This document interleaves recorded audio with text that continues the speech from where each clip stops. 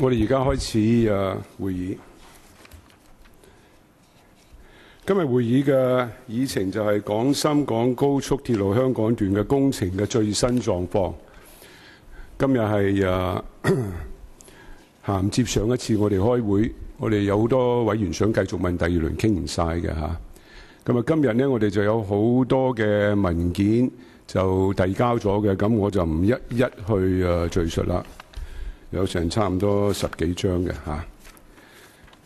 咁我想講講呢，就下次嘅例會呢，將會係7月4號星期五上午10點45分，係討論未來嘅鐵路發展。另外小組委員會呢，將會喺6月13號星期五早上10點45分舉行一個特別會議。我上次同大家講過啦，原本呢就係想呢度討論高鐵項目中間政府當局同港鐵之間嘅財務安排，例如嗰啲商場收益嘅分成啊咁。但我同政府當局傾過呢，佢哋話資料呢就尚在準備中，所以佢哋呢就準備喺暑假之後呢再向本委員會交代。但係咁我就覺得呢，提議呢6月13號會呢都繼續開。係想討論下西港島線工程嘅進展，因為今年年底就要完成啦。同埋呢，最近4月27號東鐵信號系統1日3次故障事件，我都想佢哋嚟有個交代，因為出邊呢都有好多嘅廣泛嘅言論，但係佢哋都冇一個正式嘅回應。大家有冇意見？好，係胡志偉議員。主席，即係我覺得，因為高鐵嘅事件咧，可能都一路有演變嘅。咁我又覺得你頭先定咗嗰個議程咧，如果假設就係今日我就住高鐵嘅討論有進一步嘅跟進，係需要多一次嘅會議嘅話，係唔係你會係另外再召開特別會議，還是係定？如果大部分議員覺得仲有需要一次會議咧，我要徵詢各位議員嘅意見嘅。如果過半數係同意嘅話呢，我另外再揀時間。但係呢一個會呢，我覺得因為港島線年底通車，同埋4月27嗰件事再拖落去呢，冇意思嘅。我想解決咗佢先，一單還一單。OK，即係呢一個部分，如果有需要嘅話，額外會議就呢個到時聽各位委員嘅意見嚇。跟住我想講下今日會議時間嘅分配。我預算喺11點鐘左右呢，政府同港鐵會得介紹完畢。咁由11點鐘開始呢，80分鐘，我會預留60分鐘呢俾各位委員作第一輪發言，之後20分鐘呢就預留俾委員作第二輪嘅發言。咁我預算喺12點20分左右就處理5月5號未能處理嘅2個動議。大家有冇異議？好，冇嘅話呢，我而家就請政府同埋港鐵嘅代表而家進場。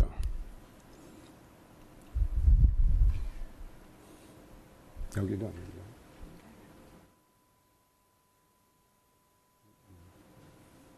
阿 Ben 呢？阿 Ben 唔嚟。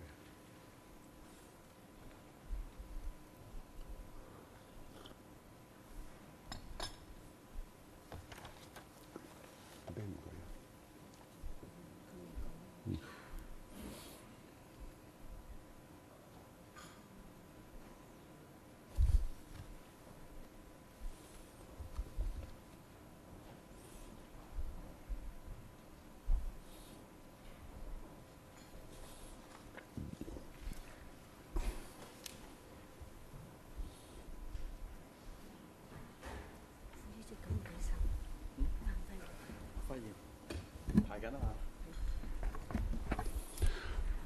嗱，各位為咗爭取時間呢，政府同港鐵嘅代表呢，我就唔逐一介紹啦。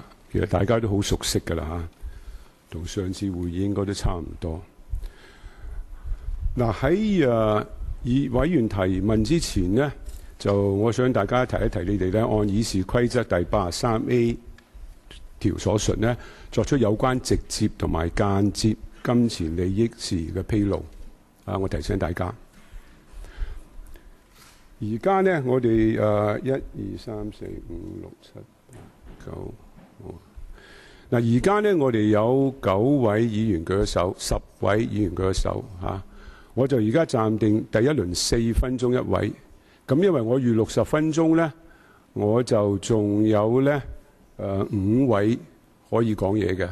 咁我預多5個額俾一陣間入嚟嗰啲。嗱，我而家慎重聲明啊，過咗第5個入嚟呢，我就唔收噶啦，同大家講清楚，唔好似上次咁一路都整日有人入嚟。咁就一個好啦，而家就請局長做一個簡短嘅發言。下一個就到我本人要有啲問題問。I have a couple of questions for Mr. Warder. Mr. Warder, according to the minutes of the November 21st meeting, under paragraph 2, it says here the CEO said that he would further check with the project's director before calling back the secretary.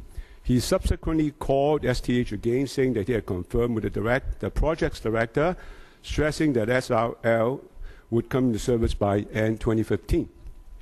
Mr. Warder, did you ever ask the project director a very basic but also critical piece of data? What was his then monthly rock excavation rate at the Kowloon terminus? And by how much would he have to increase that rate by to meet 2015 opening? Thank you. Did you ask that question? It's actually a yes and no question. If I can go to the events of the 21st. No, I Mr. would Chairman. prefer you deal with that question directly. Did you ask him for that simple, critical piece of data before you called the secretary back the second time? I did not ask him a specific question on rock excavation. I asked the projects director and the operations director whether or not we felt that we could achieve the opening of the XRL service by the end of 2015. Thank you very much. Would you agree that that is gross negligence, probably quite extreme on your part, without doing due diligence and just taking a blanket answer as something reasonable? Mr. Chairman, I would not agree. Thank you. I would strongly disagree. Thank you. On the events of that day, Mr. Warder, I have nothing more to ask on that question, okay? If I I take your may- question. Mr. Chairman, if I may speak to the events of that day? I'm sorry. I have several other questions. I just needed your response. My second question is, it says here on paragraph 11, MTR failed to see any benefit of changing the 2015 target on the day that you come to see LASHCO. Mr. Warder, what about the importance of honoring your commitment to the public and respect for LASHCO? In your view, is that of no relevance to you at all? Have you forgotten that you're now in Hong Kong and not in New York? And that here we do care a lot about commitment?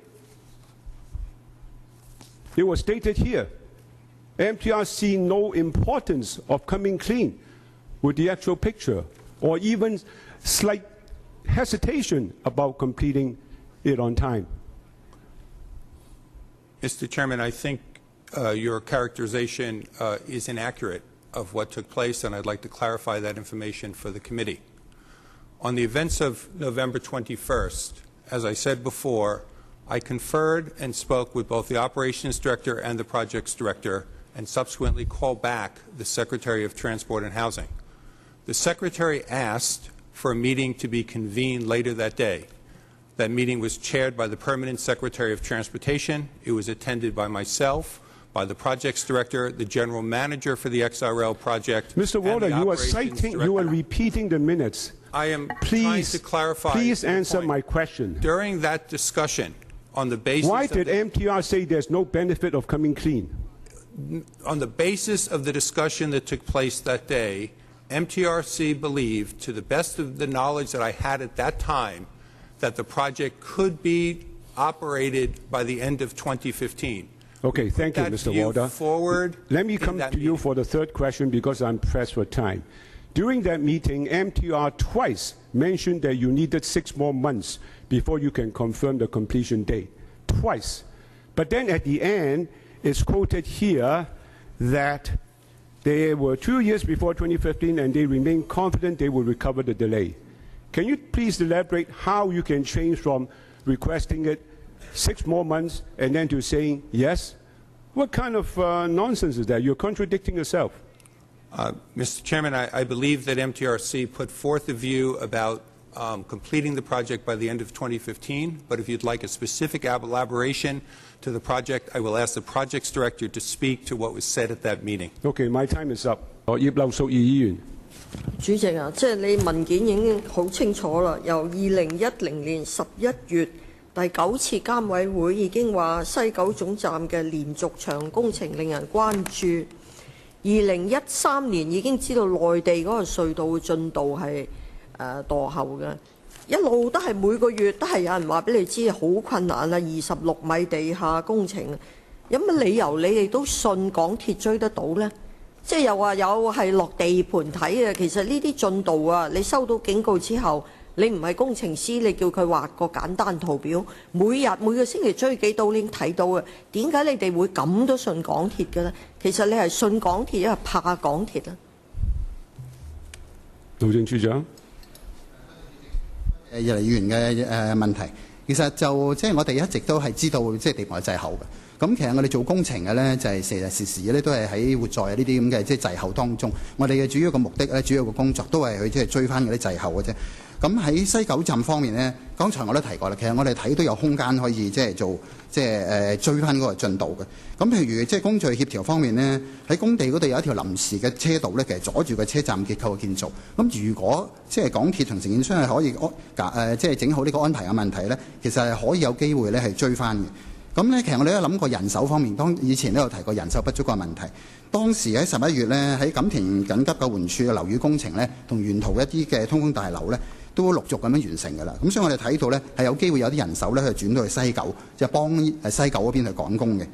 咁亦都我哋都知道咧，即係港鐵咧係同承建商咧係傾緊，就係改良工序嘅安排咧，嚟協調嗰方面種種嘅問題。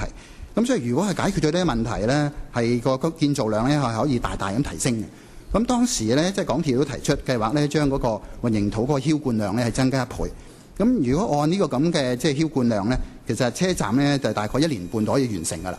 咁所以我哋當時睇到咧係有機會追得到嘅。好，聽到。多謝主席。即係話咧又唔信，但係又唔可以唔信。好，聽到。